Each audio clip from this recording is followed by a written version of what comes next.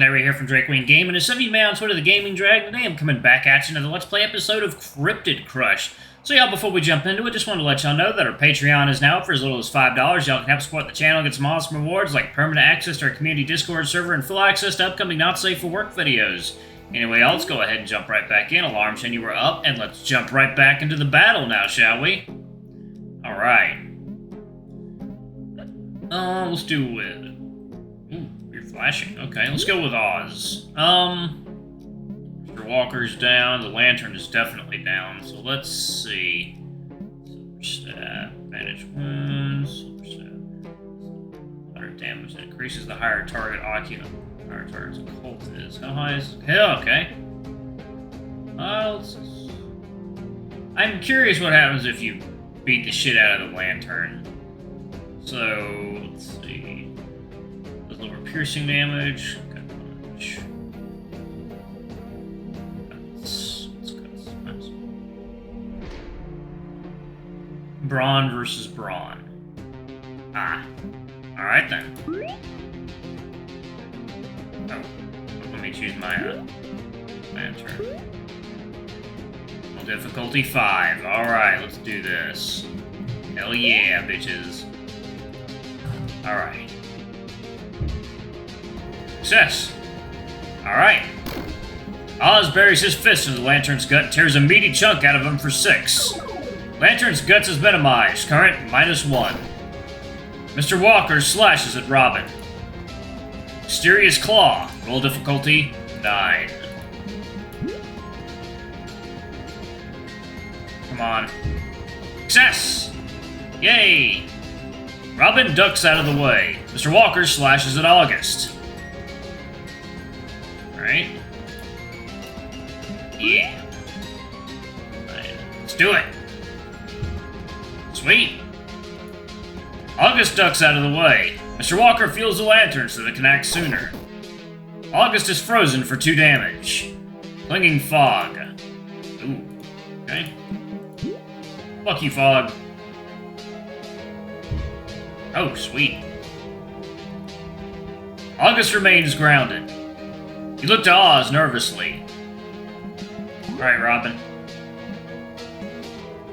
Crowbar, Healing Sprite, Kazap. Moderate damage is slightly lower than the target's brains and brawn.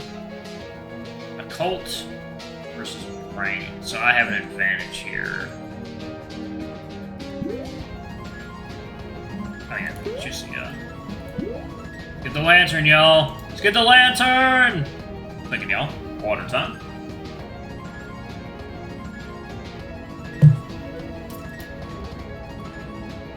Alright. Well, difficulty 9. Let's do it! Do it to it! Alright. Robynn aims their phone at Lantern and shoots out a burst of electricity dealing 7 damage. Lantern's brawn is lowered by -2. Lantern's brains is lowered by -2. Lantern's preparing to attack. You brace yourself for the worst. We should heal them pretty soon. Everyone seems to be doing okay for right now, so... Onslaught. Brains versus Hustle. Alright. Lantern. Alright. Let's do it! Beat the shit out of it, Oz! Yes! August goes wild. Lantern takes 2 damage. Lantern takes 4 damage. Oh! Lantern takes 6 damage. Blessed by the moon's silvery light, August recovers 2 health. Rank S. The lantern shatters, and a geyser of ghostly light spills from the broken glass. With a wail, the shadow shields his face from the flash, and just like that, disappears.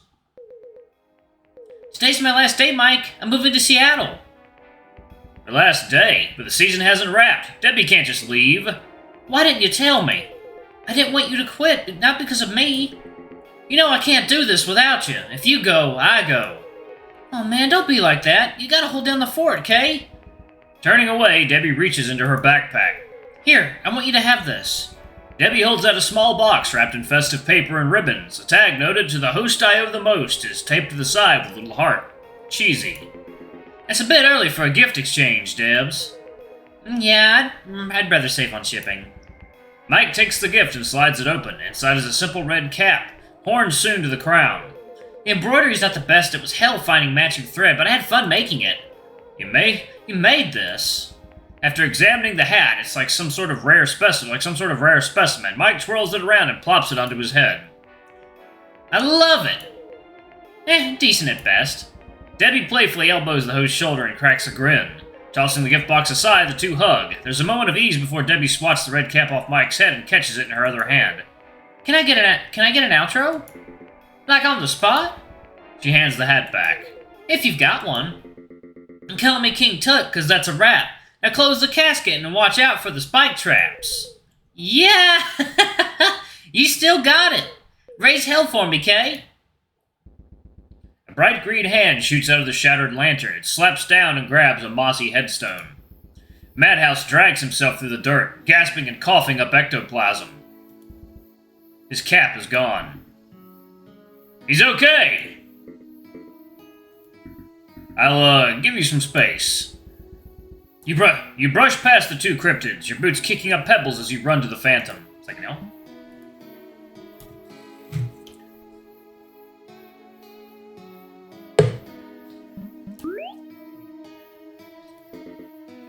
Don't look at me! Mike recoils as you approach, shielding his face from your prying eyes. You turn around. What am I gonna do without you? What am I gonna do with you? You could smash your phone, that'd be the smart move. I wouldn't dream of it. Are you hurt? No, you can thank Team Fido for that. That's a relief. I shouldn't have ditched y'all. I thought I was done for. How'd you get your body back? I did some self-reflecting. Looks like Granny was right. But don't go thinking y'all getting rid of me just yet. Not before I learn bass guitar. Did you always have horns? Oh, my hat. Sure, but that asshole stole it. You mean this hat was stolen? You hold out a crumbled red cap, bleeding ectoplasm. Madhouse hesitates before taking it off your hands. It's covered in dirt and wolf hair. Thanks for saving it. He forces the hat over his head. God, really? Yours could use some work. It's good to have you back. Happy to be here. He points to the two cryptids. Gentlemen, thanks for keeping an eye on Meatball here. I hope he didn't cause any trouble for you. Sadly, it seems our efforts were in vain. I'm not buried here. That's a nickname that's stuck? You can do better. Yeah, that's fair. I'll keep workshopping it. Let's get out of here. We'll meet you at the car. Nice moves back there. I did read your note. Sorry for being a jerk about it. Oz doesn't budge, like he gives a rat's ass. Wanting to help people is pretty admirable. God knows this county needs it. Is that why you wear that thing? Yeah, my mom had flicked my nose whenever I'd bite or gnaw on the furniture. It left me flinchy and never fixed a thing, but at least it wasn't a muzzle. Oz gives the Wolfman a hefty pat on the back. You need a ride home? Oz thinks a moment before shaking his head no. The howler slinks away, disappearing into the dense woods beyond. Looks like Madhouse Mike wishes to spend time with you. Would you like to view this hangout now? Ooh. You know, I never realized I could take my hat off. I figured it was fused to my frickin' head. This opens a new realm of possibilities. You think they make clothes for ghosts? Sure, but how does an outfit die? It's shrinking into the dryer. Or whatever it is you're wearing. Like yours is any better. Hey, I'm a craft store Halloween prop. What's your excuse? Did you design the look yourself? Nah, it was a collaborative effort with my producer. Do you like it? Think now. Time? It is time for yogurt? Can someone in the comments tell me how to change the damn dice, please? Alright. I like you. I like the ghoul wearing it. The ghoul with the melted swamp face. Well, you're a genuine freakster. Want me to sign your forehead? Mike, I was being serious. What? I'm struggling to tell what's a joke and what's not with you. You and me both. Besides, you could do better than me, bud. Raise your standards. I tried to kill you. That's something we could work on together. Starting with your outfit if you'd like. I'm a picky shopper. Yuck! Damn it! Phew! I'm exhausted. Like, really exhausted. Like, really, really, really. Aww. You scoop Madhouse out of the air and hold him in your arms. He's soft, slightly gummy to the touch, and chilled like a scoop of soft serve. A jolt of electricity buzzes up your arm as your hand brushes his cheek. What's this guy made out of? Mike, I really meant it. He fell asleep just like that? So much for being a ball of ferocious energy. The drive home is rather cramped. The side door of either shop creaks open, the lumbering howler ducking inside, rubbing a sore arm. You're late. Edith flicks on the light. And you're empty-handed. Oh, relax. It's no wonder you're going gray. I was talking about your hair, Ozzy. There's a mess downstairs. I need you to clean it up.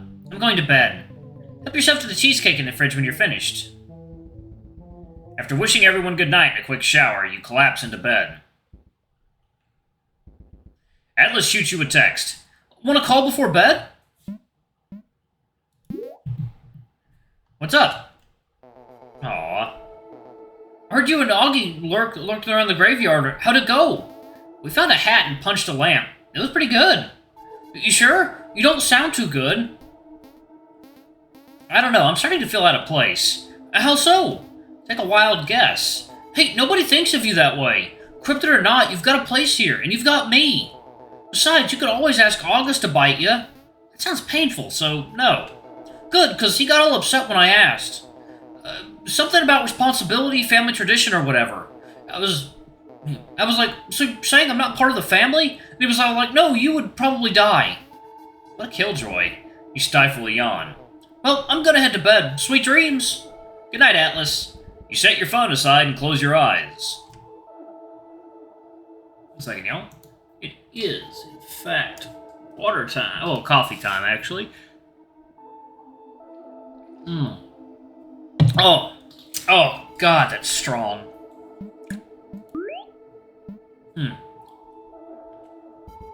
Resting on your nightstand, Madhouse yawns, throwing his arms above his head for a big stretch. He leans to one side, then to the other, and slides off his office chair. It's getting late. He walks through the messy office and looks down at his feet. He's missing a shoe. What's this feeling? There's a drumming in his ears and a dull ache in his back. His chest rises and falls in his mechanical rhythm. Breathing? Yeah, that's what they call it. Breathing. Madhouse staggers to the bathroom. He shoves the door open, slaps his hand to the wall, and feels around for the light switch. There's a stranger in the mirror, a ghastly, hideous creature made of meat, hair, and bone. It follows his every move and thinks his every thought. A shriek escapes the young man's throat, terror twisting his stomach to knots. He staggers back, clutching his head in his hands, and collapses. To be continued in part 2? Am I already done with Cryptid Crush?